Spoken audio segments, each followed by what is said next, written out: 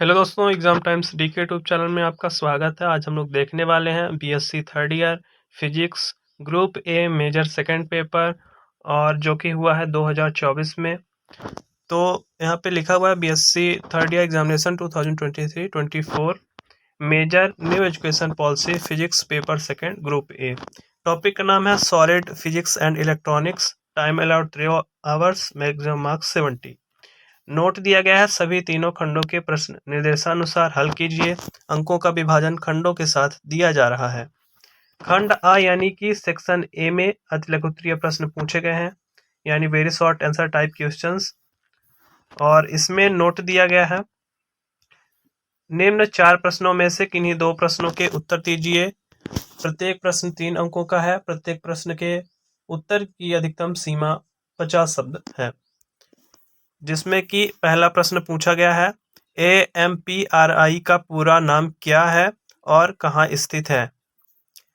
Second question पूछा गया किसी ठोस की परमाणविक विशिष्ट ऊष्मा क्या है, इसका मात्रक क्या है, यानी what is meant by the atomic specific heat of a solid, what is its unit. Third में पूछा गया है, थर्ड क्वेश्चन है यहाँ पे क्रिस्टलीय तथा अक्रिस्टलीय ठोसों में अंतर स्पष्ट कीजिए। इसको आप जरूर से जरूर तैयार कर लेना। और चौथा क्वेश्चन पूछा गया है पीएन संधि डायोड में भंजन विभव को बताइए, यानी state breakdown voltage of PN junction diode. यहाँ पे थोड़ा सा किसी ने पेन वन चला दिया गया और मैंने पेपर किसी से मांगा है, तो इसको एडजस्ट कर लीजिएगा। इसीलिए मैं बोल बोल के बता रहा हूँ ताकि आपको समझ में आ जाए। खंड बा यानी सेक्शन बी में लघु उत्तरीय प्रश्न पूछे गए हैं, यानी शॉर्ट आंसर टाइप क्वेश्चंस। और इसमें नोट दिया गया है निम्न 7 प्रश्नों में से किन्हीं 4 प्रश्नों के उत्तर दीजिए। प्रत्येक प्रश्न 9 अंकों का है और प्रत्येक प्रश्न के उत्तर की अधिकतम सीमा 200 शब्द है।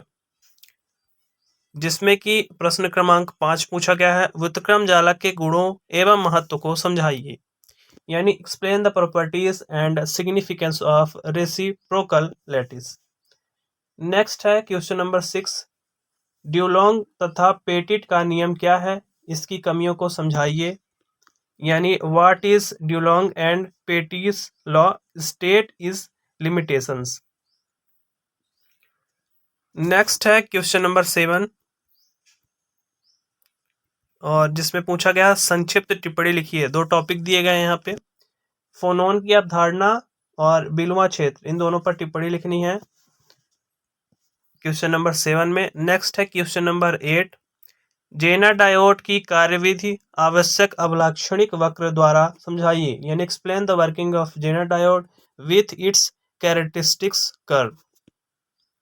नेक्स्ट है क्वेश्चन नंबर 9, वोल्टेज प्रवर्धक तथा पावर प्रवर्धक में अंतर स्पष्ट कीजिए, यानी explain the difference between a voltage amplifier and power amplifier.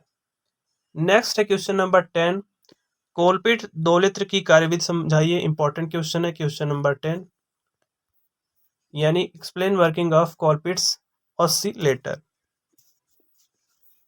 Next है क्वेश्चन नंबर 11, जिसमें पूछा गया है मॉड्यूलेशन से क्या तात्पर्य है, प्रसारण में मॉड्यूलेशन की आवश्यकता एवं महत्व को समझाइए। अगर आपकी भी आने वाले समय में इस विषय की परीक्षा होने वाली है तो ये सारे प्रश्नों का संकलन आपके लिए बहुत महत्वपूर्ण है। इसको जरूर से जरूर तैयार करके आप परीक्षा में जाना। और नेक्स्ट है खंड सा यानी सेक्शन सी, दीर्घोत्तरीय प्रश्न पूछे गए हैं इसमें, यानी लॉन्ग आंसर टाइप क्वेश्चंस। और इसमें नोट दिया गया है निम्न 4 प्रश्नों में से किन्हीं 2 प्रश्नों के उत्तर दीजिए। प्रत्येक प्रश्न 14 अंकों का है और प्रत्येक प्रश्न के उत्तर की अधिकतम सीमा 500 शब्द है। जिसमें कि प्रश्न क्रमांक 12 पूछा गया है भारत में परमाणु ऊर्जा के अनुसंधान और विकास में किस प्रकार उपलब्धियां प्राप्त की है, समझाइए,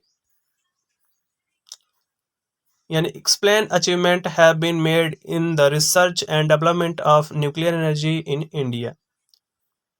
अगला है प्रश्न क्रमांक 13, जिसमें पूछा गया है सोडियम क्लोराइड की क्रिस्टल की संरचना का वर्णन कीजिए। सोडियम क्रिस्टल के लिए यूनिट सेल में अणुओं की संख्या, नियामक संख्या तथा जालक नियतांक की गणना कीजिए। और अगला है प्रश्न क्रमांक 14, इंपॉर्टेंट क्वेश्चन है ये भी, हाल प्रभाव किससे कहते हैं, हाल वोल्टेज के लिए सूत्र स्थापित कीजिए तथा उसका महत्व समझाइए, यानी what is hall effect obtain an expression for the hall voltage and explain its significance. Next है क्वेश्चन नंबर 15 यानी प्रश्न क्रमांक 15। इसमें पूछा गया है सोलर सेल की संरचना, कार्यविधि तथा उपयोगिता को समझाइए। Explain the construction, working and uses of solar cell. तो आशा करता हूँ आपको वीडियो पसंद आया होगा। इसी प्रकार के और वीडियो देखने के लिए आप चैनल से जुड़ सकते हैं, चैनल को सब्सक्राइब कर सकते हैं। Thank you for watching the video. जय हिंद।